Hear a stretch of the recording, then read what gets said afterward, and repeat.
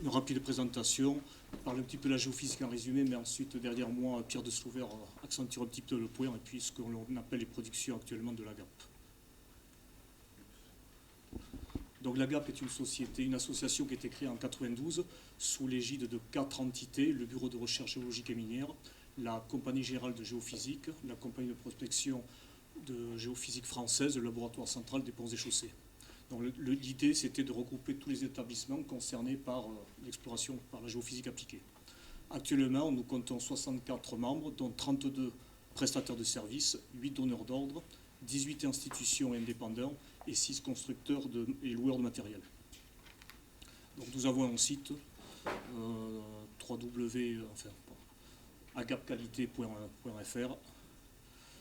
Donc, en résumé, la géophysique regroupe différentes méthodes qui mesurent des paramètres physiques des roches, c'est peut-être des vitesses de propagation, des densités, des résistivités. Ces mesures peuvent être ou passives ou actives.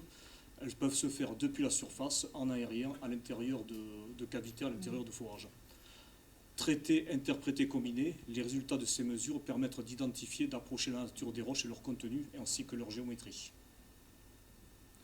Donc l'AGAP a produit un code et des fiches de bonnes pratiques qui sont accessibles sur le site de l'AGAP, des cahiers également. Il y a une commission agrément qui attribue des agréments aux prestataires en fonction des méthodes et des résultats acquis. Tous les 2 ans, nous organisons des journées scientifiques qui changent de lieu tous les 2 ans, donc c'est étalé sur 3 jours, 4 demi-journées. Et d'autres manifestations éventuellement, dont celle-ci qui est organisée avec le CFMS. J'ai évoqué les fiches de bonne pratique.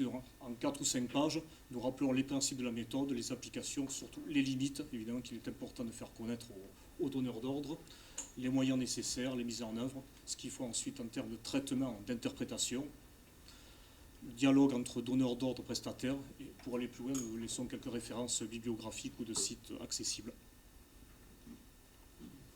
Donc un exemple, c'est peut-être la sismique réfraction. Donc, juste pour vous donner une idée de la présentation, je ne vais pas m'étaler dessus, en zoomant un petit peu. Notre cahier de l'AGAP sur la prospection magnétique.